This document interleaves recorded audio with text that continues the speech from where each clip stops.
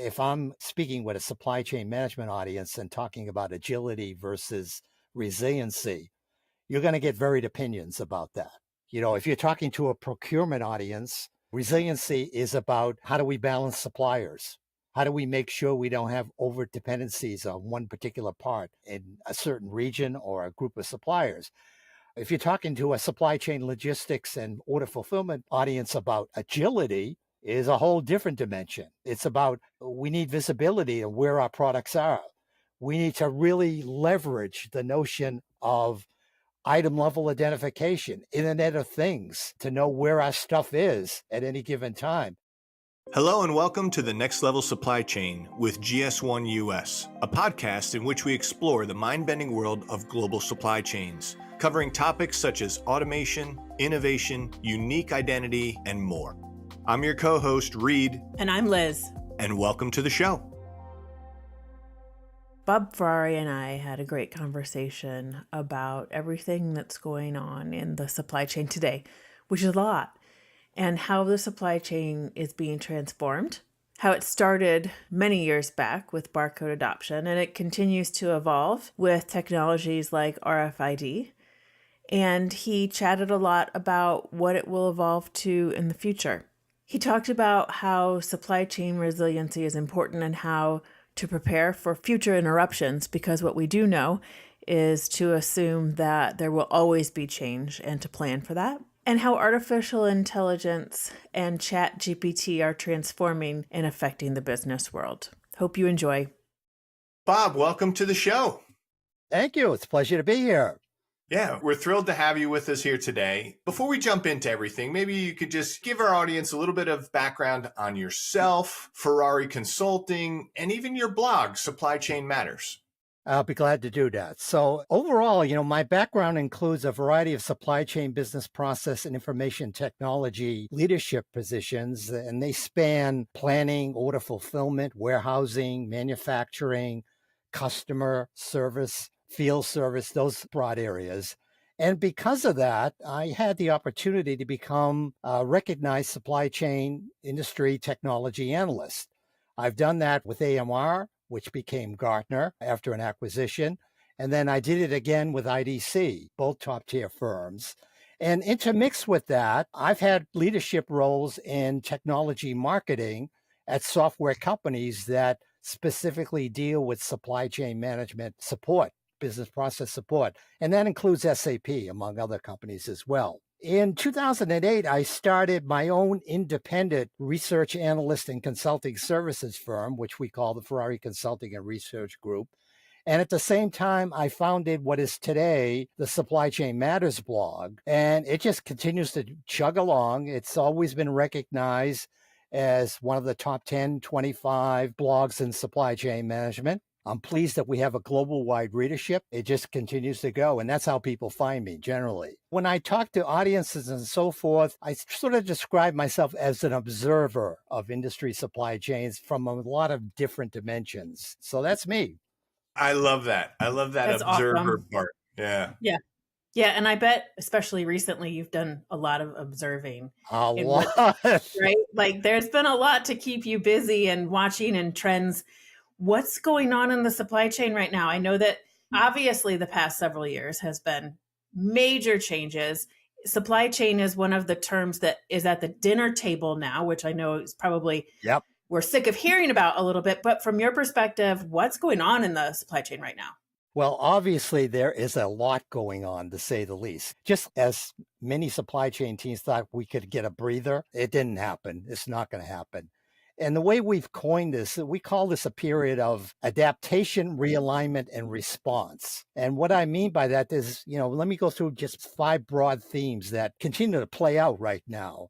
First of all is the translating of the learnings of all these disruptions that have occurred over the last 3+ years into what supply chains need to do. And this is coming directly from the boardroom level, from the C-suite level. So when I talk to senior supply chain executives or even IT managers as well, the notion that they hear from the boardroom and the C-suite is, how are we going to be better prepared for the next disruption given all that occurred before? So that's kind of a good news, not so good news perspective. The good news being we always wanted to be recognized in supply chain management as having an influence on business strategy, business outcomes. We're there. Everybody now recognize it, even to the point, as Liz says, at a cocktail party, you get asked about, where's my stuff? Where is it? Why can't I get Be this? careful what you wish for. Exactly. The enabling part of it is now supply chain teams have the ability to sort of lay out what the transformation needs to be. And that gets into the other points that are going on. But first of all, from a market perspective, geopolitical perspective, there's a lot happening. And in a lot of cases now, many industry supply chains are looking to bring in more direct control of their supply networks. Given all the disruptions that happen, given all the history, giving all the experiences, a lot has to happen here. So you hear the terms, we need to be more agile, we need to be more resilient. That all comes under the umbrella of restoring direct control of supply networks. Another challenge and theme that's going on is meeting the challenges of conducting business digitally from a lot of different dimensions. A lot of companies now, a lot of industry, they're selling their products digitally. They're not only selling products, they're selling services. They have service as a thing. So you may produce a jet engine, but you're actually leasing it to an airline customer and taking care of it. So you get the revenues from that. So that brings in all sorts of different dimensions. And a lot of that relates to what we call supply chain digital transformation, technology enablement, all that goes into that. So that's another key theme that is currently underway. In the area of product demand and online commerce growth, we've reached an area of stabilization. Some would say plateau, some would say not. It depends on who you talk to.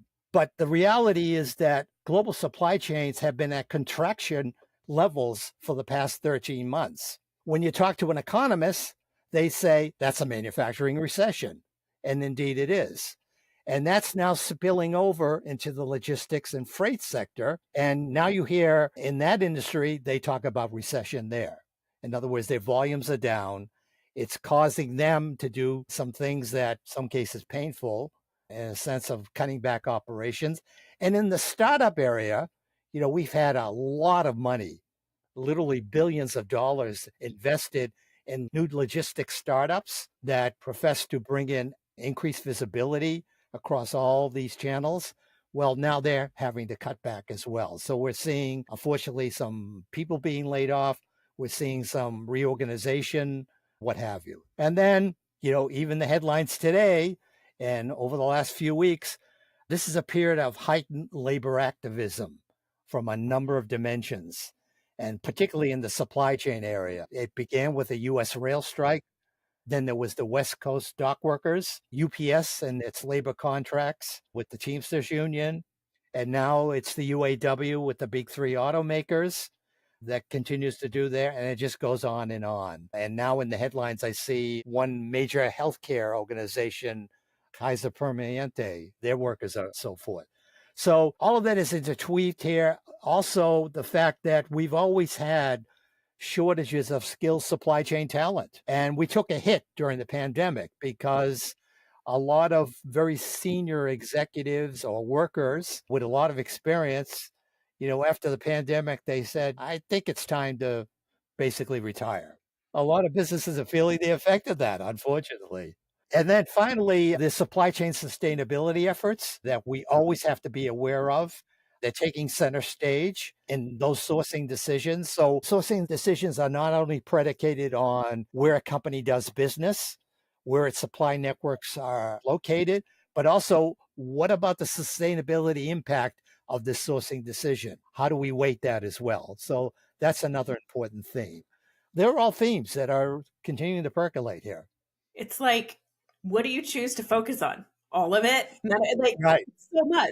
Yeah. And you don't have the option, to say, well, I just want to pick two or three. Sometimes you get hit with a few. The role of supply chain leaders right now is very dynamic from many of these dimensions. You really just covered all the news in one breath there with, it's just mind-boggling for me. There are so many variables we really have to address. I'd like to change gears here just a little bit. We talk about transformation, but what does that really mean? What does supply chain transformation mean? I think that's a very, very good question, Reed. And the way we position teams in this area is to first think about or have a business model enablement objective and a desired operating strategy. In other words, what is your company all about? How does it want to do business? What's the desired operating strategy? Not in the past, but in the future. What's your goal? What are you trying to achieve here? How does supply chain play a part in that? What areas can supply chain clearly enable in that area? So that's very important. Another aspect of this is, do you really want to do this in a big bang sort of thing? Or is it rather a series of transformational waves of improvement? Obviously, the latter is the way you want to go and the way, we certainly position it. You can't take it all on at once. There are so many changes that have to be done. And then it's the targeting of the talent, the business process, the data, the decision making needs that need to be defined and addressed in the transformation.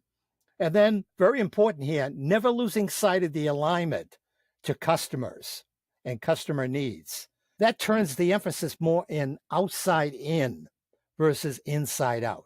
We talk a lot about that now when we talk to supply chain teams. And then finally, it's internalizing and manifesting the lessons of change management. They're always there. You got to have dedicated leadership and accountability. You have to remove functional barriers. That's a big problem we've always had in supply chain. God, I've seen this movie so many times. I'm from procurement, or I'm from planning, or I'm from logistics. Well, we're all part of supply chain. We have a common goal. We have a common set of processes. And now it's all coming together. They're all fusing together. And that's going to be part of the transformation as we go forward.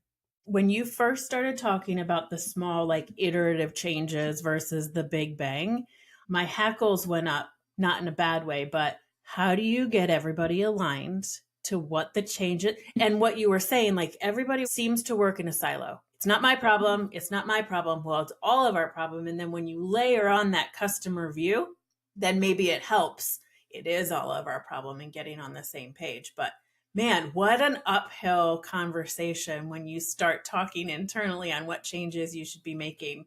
Yeah, it is. It is. But there's good news here because teams are getting much more adept at doing this. There's a lot of learning that has occurred. A lot of teams, they reach out, they talk to other companies, a lot of businesses. How did you do it? What did you learn? Even the software and technology companies now recognize the fact that they want to share that with prospects and customers because they want them to be successful. So you get resources there. There's all sorts of resources here to help. So it's not such a daunting task anymore.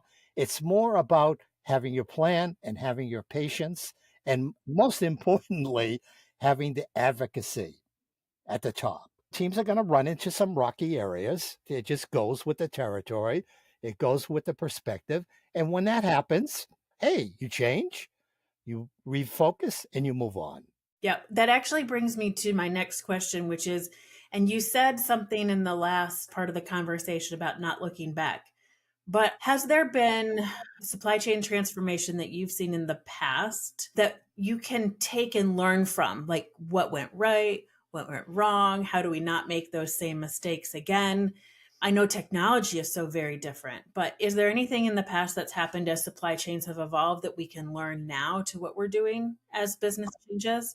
Absolutely, Liz. Absolutely. A couple of examples, especially for our GS1 listeners. Think back to the era of barcode adoption and what was transforming. I'm old enough to remember this. So it opened the door literally for automated item level visibility and logistics automation games and everything that came forward.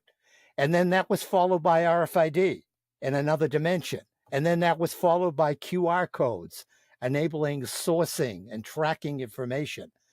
Those were all periods of transformation, one built on the other.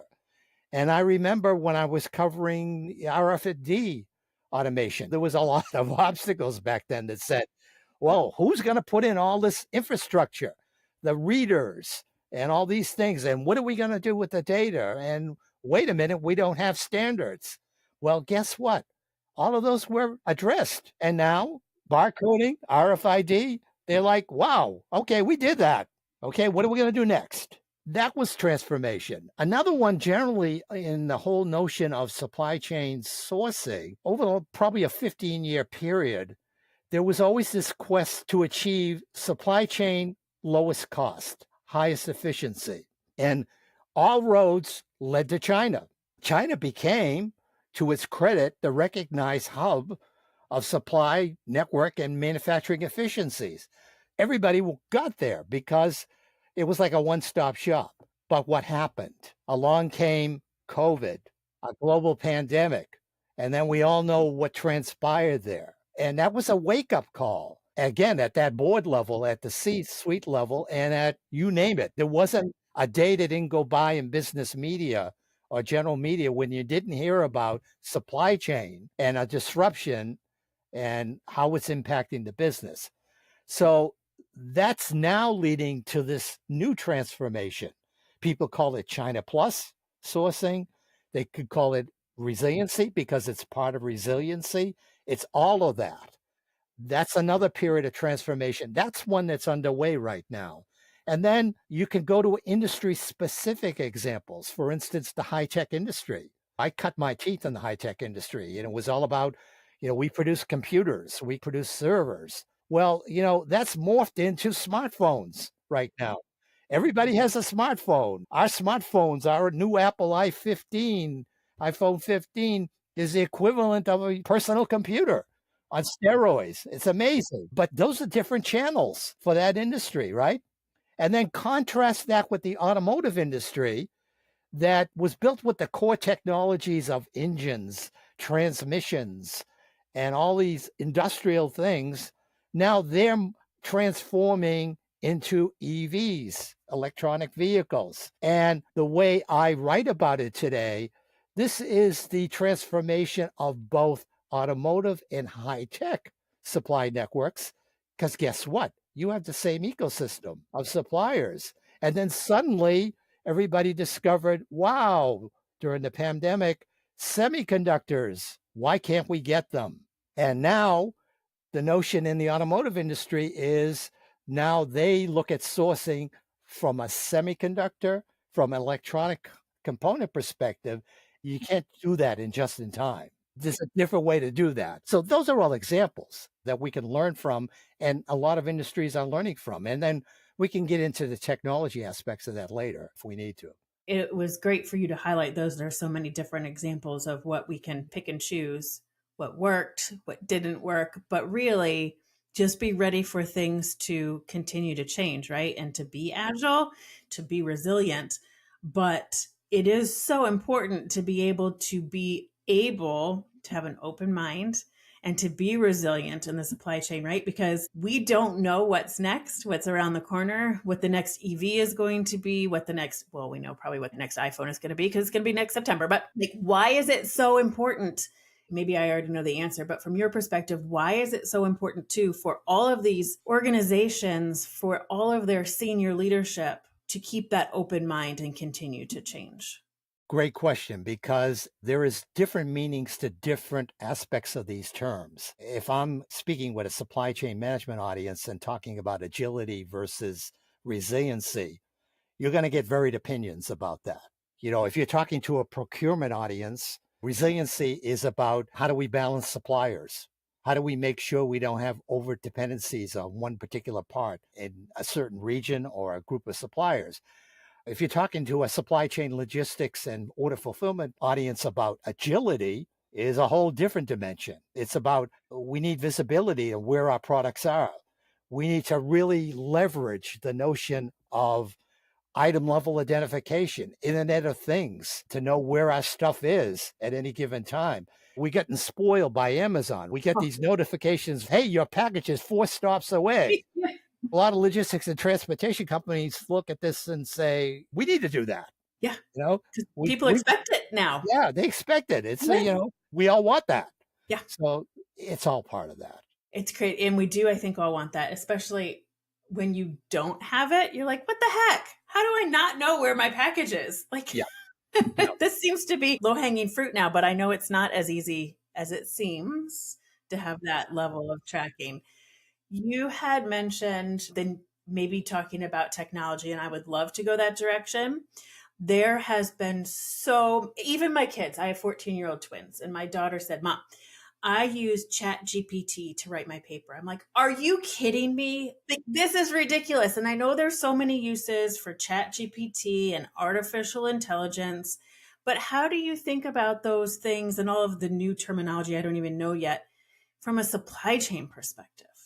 Yeah, it's very, very important for our listeners to understand this from a supply chain, business process support, and what have you perspective from a number of reasons. First of all, supply chain organizations have always been adept at adopting new technology. We have a legacy, we have a history of doing that. And it goes back to, as I mentioned before, the early days of barcode, RFID, you name it, it's been there. So introduction of advanced technology is not a new thing, but it's important to understand for our audience that we have been implementing what computer scientists now term as narrow AI. You're going to hear that term.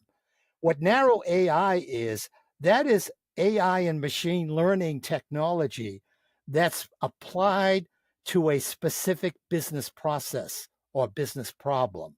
We've been doing that for the last 5, 8, 10 years in the notion of supply chain planning processes and software. They have embedded AI and machine learning. They're learning demand patterns, supply patterns, and all those things. We've been doing it in the logistics area, in the robotics and warehousing area. You have autonomous equipment now, material handling equipment, AI and machine learning enclosed in that. So they're all there. They're going to continue to be there. They're going to continue to solve and address the problems there. When we talk about generative AI and these large language models, what they call LLMs, now we're talking about the ability to automatically generate documents, product descriptions. We're talking about the ability to put a presentation together, write an email. Oh my God, I think about my grandkids and, you know, Seriously. really, yeah, like you mentioned, what Yeah. are we going here? But from even a mind blowing perspective, I listened in on Oracle's recent customer conference, Oracle Cloud World, and Larry Ellison, which is one of the icons of the industry, talk about ChatGPT and LLMs and so forth. And he basically said, we no longer need coders. Technology is going to do it for us. Think about that. It's mind boggling. So, because of that, there's a lot going on here, and there's a lot of concerns. We talk about strengths and weaknesses, a SWOT analysis. If one were to do a SWOT analysis right now about ChatGPT, generative AI in terms of supply chain applications, you're going to get a lot populated on the risk side in a sense of information and data risk, lots of things. We could do a whole different podcast about that. But the notion here is that supply chains deal with mission critical business processes. So we're not going to see broad scale adoption of these technologies probably until maybe the 1 to 3 year period. Now, that's just not me talking about that, although I agree with that. There's others. We have academics talking about it. I just did a podcast a couple of months ago with Yossi Sheffi, MIT Center for Global Transportation and Logistics, really versed in this area. He talked about it, same thing. We're not going to see this right away. There's a lot of things that need to go on here around these shortcomings and all of these things about intellectual property protection and all that goes with it. That said, supply chains can do some proof of concepts regarding this. They can do some lab work, and some of them are doing that. We have supply chain technology providers now that are starting to announce technologies focused in this area, in demand planning and demand sensing and forecasting is one example. There are others coming along the way. So we're going to see, again, it's going to be another transition that we're going to undertake. And for our listeners, just keep it in that context, okay?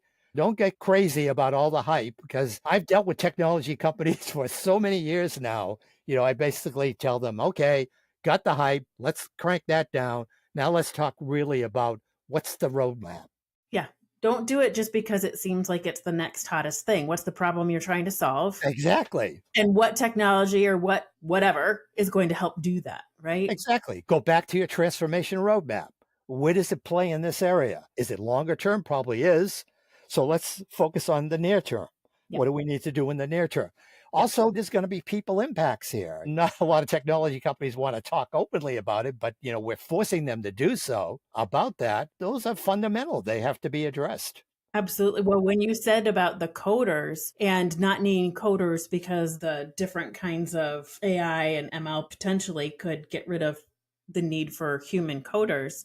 And then I immediately thought, oh my gosh, but then the computer is writing the code and then the computer can hack the code. And you already brought up the security risks and the data risks. It's like a whole new ball game when you start talking about all of that. And so by dipping your toe in the water and doing it little bites at a time, hopefully you can mitigate some of those risks too. Exactly. Well, when you read the Wall Street Journal CIO forum column that's targeted for business CIOs, that's exactly what you read. Chief information officers, they hear from the C suite, hey, this looks interesting. We need to get in front of that before our competitors do. That's perfectly plausible. So, on the one hand, they hear that. On the other hand, they're responsible for cybersecurity and defenses and response. They're also responsible for information security across all of their networks and so forth. So they see the other part of that. So right now, they're in that position to say, okay, what's the best thing we can do? The best thing was let's look at it, let's evaluate it, let's ascertain as a business, across all business units, including supply chain, what our strategy should be. And Absolutely. that's obviously going to be a multi-year timetable. Oh, yes. And then it'll change because the technology will change and you have to start all over. Yeah. We're running ish out of time. We've had so much conversation about supply chain, what's going on, kind of looking back, but looking forward. Just from your perspective, how do companies best prepare themselves for future supply chain disruptions? We've talked about agile. We've talked about being resilient. Just from your perspective, bottom line, what do folks need to do from a supply chain? Well, first of all, you got to accept the reality. It's going to happen. Yes. Okay. We kick around the terms, the new normal. Everybody says it. Well, that's the new normal.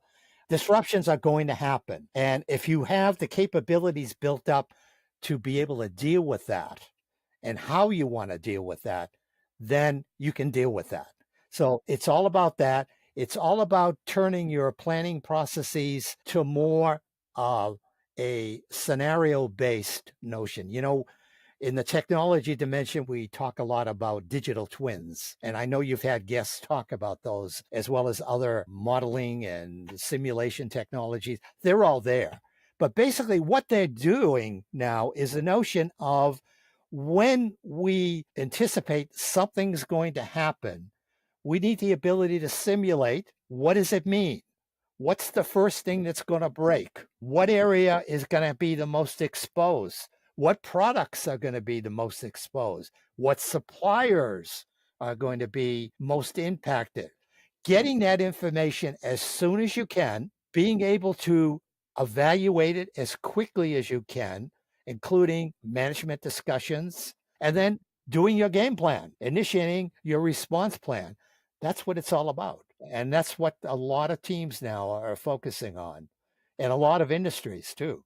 From a supply chain perspective, do they ever do a mock disruption and try to do what you just said, is figure out what product is going to be impacted, what's going to break, so that they can simulate it and maybe fix and plug some of those holes? Yes, if they have the technology, they can do that. Yeah. Yeah, you're simulating a model. It's a piece of Yeah. software. Yeah. Exactly. You Yeah. can do that. In some cases, you can do it real time, eventually. We will get there, but you can do that. You can do it with other technologies and tools as well. And the good news is the technology community understands this, understands it very well, and they're coming up with technology and software that will all support this and help support this. So there's good news here in that area. By the way, that's why we're attracting so many people now, younger workers that Good. want to get in this area because, and to our listeners, if you're not in supply chain management, hey, consider us. We got a lot of things going. You'll never have a dull day. No, it will never be the same. ever. No, And that's what you said, right? Just be ready for change. This is the new normal, is y- we will continue to change and be disrupted, your boredom factor will be way, way low. which I know is good for everybody who can't keep their Yeah. attention span, right? It'll be As great for as opposed to, geez, I need to take a rest. Right, right, exactly. So as we wrap up, Reed and I ask our guests two different questions. The first is, and this is from either a work or personal perspective, what's the favorite technology that you're using today? Well, from a work and a personal perspective, it's got to be Internet of Things. They're enabling so many devices. We were just kidding about, Amazon. You're 4 stops away. Well, guess what? How do they know that? Because the truck, it's on the network. It's telling it, everybody, this is where I am. Here's the stuff I'm going. Here's the pick, the delivery list. You're 4 stops away. That's Internet of Things. And that's our personal lives. That's our business dimension. That's my favorite technology of all right now, because there are so many benefits that are going to be garnered from this, already have been garnered, will continue to be. So that's that. What blows my mind is the ongoing creativity of supply chain management practitioners. At the height of the pandemic in 2020, when we were all kind of just stunned, Flummoxed. flummoxed is a good term, with the notion that product demand just evaporated, product supply, we have none. What do we do? And oh, by the way, we don't have access to our systems. Yeah. What do we do? And people just got to work and said, okay, what do we need to do? War rooms got established. Ad hoc communications were put in place, calling suppliers, calling everybody. That was ingenuity. Everything. I talked to engineers that were developing ways to produce face masks with machinery that they had existing. Yeah. It was just all innovation, and it all came to the forefront. That blew my mind, and it should Yeah. blow a lot of other people's mind. It's always important to look back as well as look forward. Absolutely. Well, actually, this is totally dorky to admit, but when you said that, it kind of gave me goosebumps because everybody came together for the common good to make sure that us as customers had what we needed from a food perspective, what we needed from a healthcare perspective. Right. People shifted their paradigms on how plants should work or how delivery methods. It's just in a very bad time. A lot of really cool synergies were uncovered with people coming together. Yeah, I mean, just think about all those long distance truck drivers. When everything's locked down now, still trying to get their loads cross country, where do I get a meal? I mean, the good news was there was no traffic. So, but the not so good news is, how do I take care of myself? Yes. Literally. And that's fundamental. That's not Yes. to be humorous, but I mean, that was No. a sacrifice. It goes to railroad locomotive engineers, airline pilots, you name it. They were all contributing to moving the supply chains Yep. the way they did. You're so right. It was such an interesting time. This has been awesome, Bob. Thank you so very much for sharing all of this information. I know I could talk about this forever because I'm kind of a supply chain geek, but we will talk to you in the future. Appreciate your time. Have a great afternoon. You as well. Thank you. Thank you for joining us on this episode of the Next Level Supply Chain with GS1 US. If you enjoyed today's show, please subscribe to our feed and explore more great episodes wherever you get your podcasts. Don't forget to share and follow us on social media. Thanks again, and we'll see you next time.